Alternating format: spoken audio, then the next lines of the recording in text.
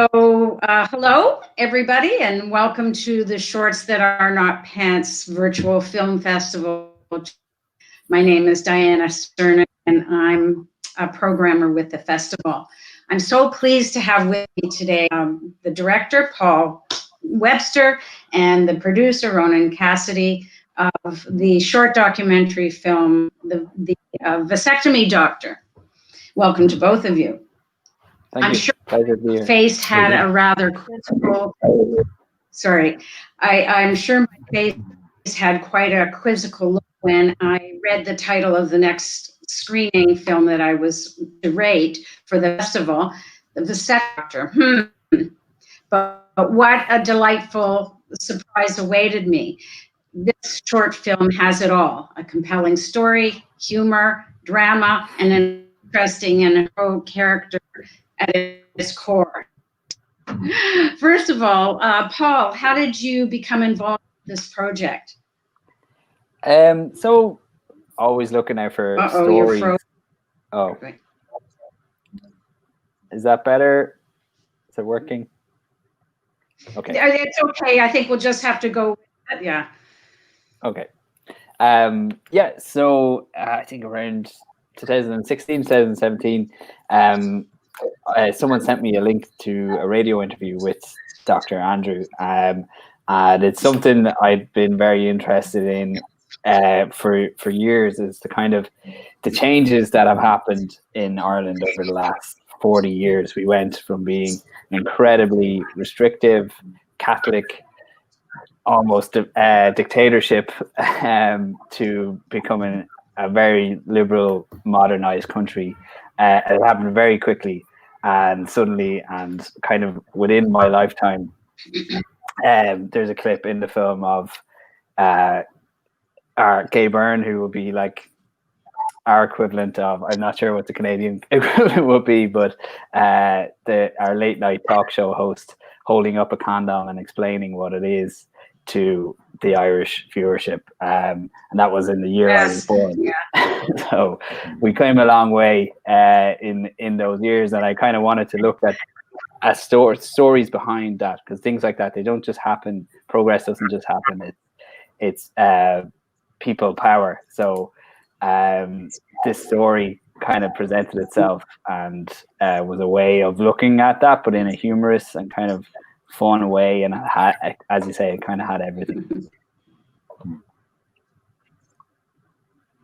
Yeah, good. And how did you get looped into the project? Me or Paul, or well, I guess it was no, Ronan. No. Yeah, myself and Paul had met at kind of a few different filmmaking networking things, and I suppose we hit it off. And when Paul pitched me the story, it just kind of sounded so bizarre and so crazy that, like, who would not want to make this this film if we got the funding. So it was just a really, really good story, and that was the thing that really kind of why I kind of got on board, and why I came on board to make it.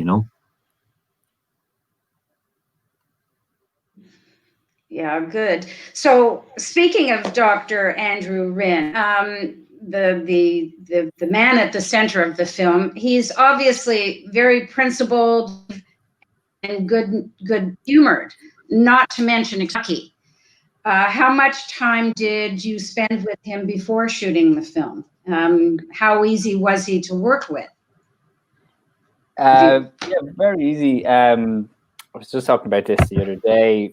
We'd been trying to get the film made for 2 years or 2 or 3 years. It kind of was going on. So, and we were trying to get the funding. It was a tricky one. It wasn't something we could just go and make, because it really relied on archive and reconstructions, which are expensive. So, but in that time, it did allow us to get to know Andrew better, and I think the film really benefited from that. And I think the Andrew that you see is the Andrew that we kind of came to know and love over that time. So he is a great character. He's very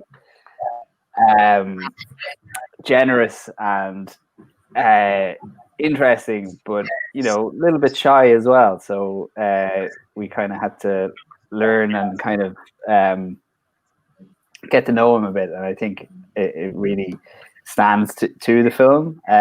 But he was, I think, from once he kind of knew what we were doing, he was on board, and we could see that we had a vision for how to tell the story, and it was really nice to see him kind of getting the kudos that he deserved at screenings. Like, people would, after screenings at big festivals, if he was there, you know, everyone would be coming up and shaking his hand.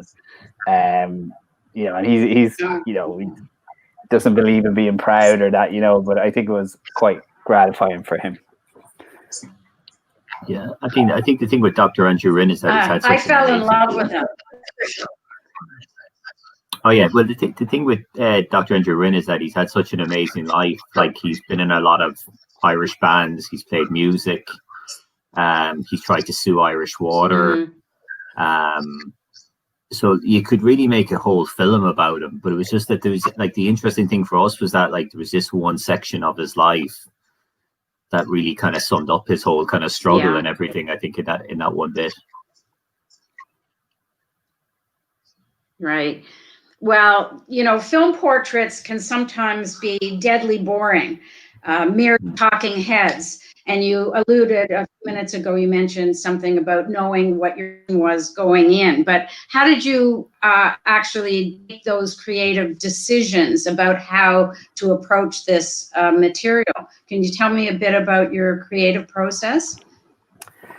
Yeah, so I had this thing of kind of,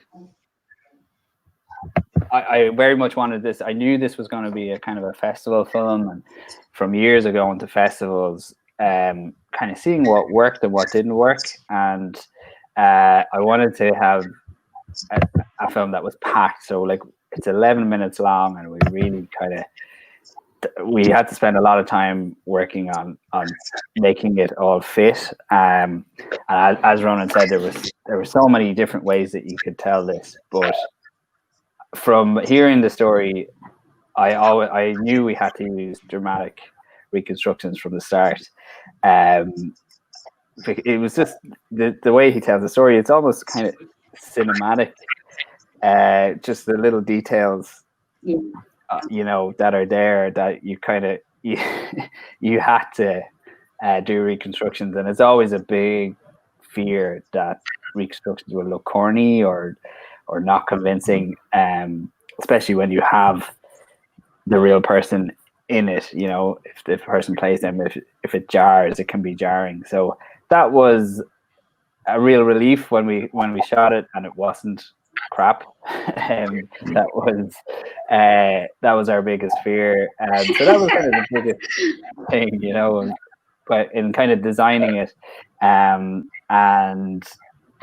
we also were lucky. We found all this great archive that we didn't know existed before we went in, so that really served in kind of showing the viewer that, no, yeah, this actually did happen. This is not exaggerated. It's not a tall tale.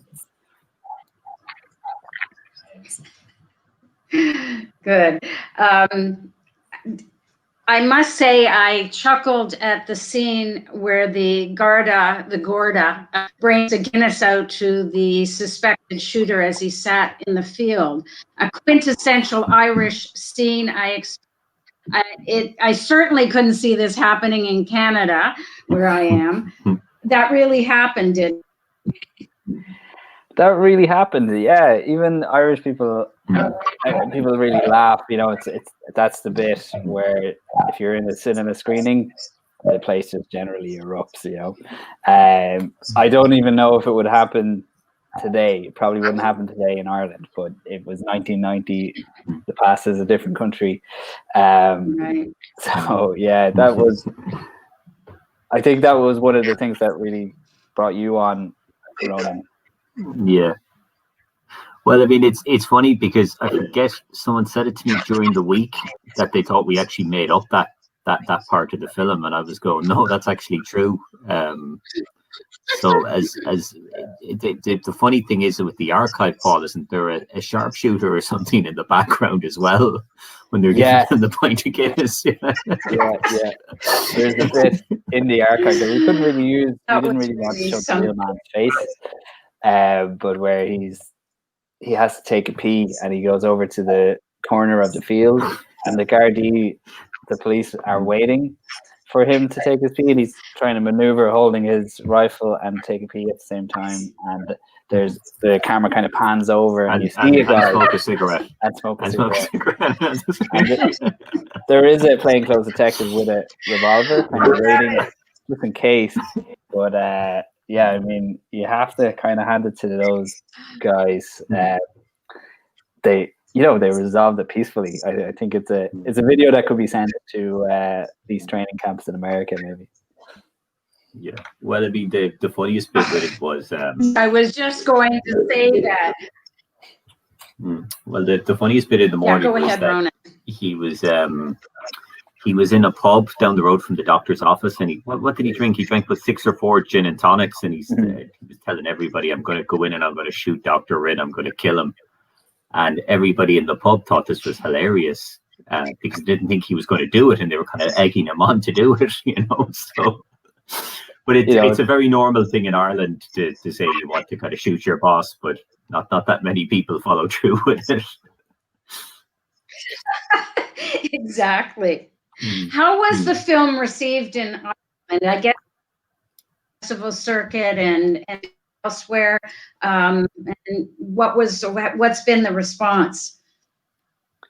Ronan did an amazing job on the festival side of the strategy side of things. So maybe I'll let you talk, Ronan.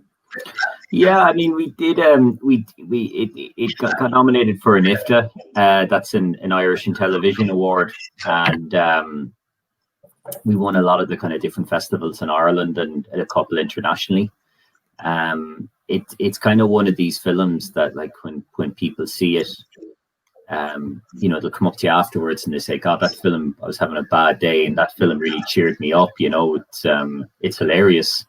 And we kind of say, no, it's actually a true story about a guy getting shot, So it's done very, very well. And it's been very well received internationally. And I guess for myself and Paul, it's probably been a big calling card as well, like for other jobs we've gotten on the back of it,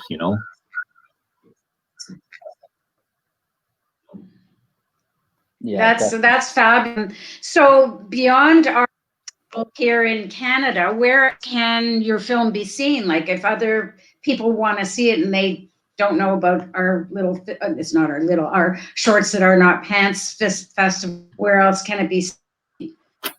Well, anybody in Ireland, it's on the RT player at the moment. It's still doing its festival run. There's a couple of festivals in America that it's been played at. I just don't have the list, and then a lot of the other festivals that it was meant to be shown in, because of the coronavirus, it's going online. So I think in November it's going to be shown in Italy at the Irish Italian Film Festival. There's the Boston Irish Film Festival. Do you know the other ones, Paul, that it's going to be shown at or? We are kind of coming to the end of the run. So yeah, there's a Science on Screen festival here in Ireland, so it's going to be part of that. And just on that, there is a connection with Canada, that when Dr. Andrew first qualified as a doctor, there weren't many jobs in Ireland, so he actually went to Canada, and that's where he learned to do his vasectomy. So he holds Canada very dearly in his heart. He was in a tiny place called Mitchell, Ontario. So there is a connection there for Canadian audiences. Well, I hope that translates into some viewing opportunities for our viewers here in Canada. So we're pretty well at the end of our time now. It was wonderful to meet you. I hope, I imagine you two will work together again. It was obviously a very productive working relationship. And so in your future projects, and good luck with this film. I hope we all get to see it beyond just virtually. So bye for now. Thanks so much, Diana. Thanks so much. Thanks, Diana. Great to meet you.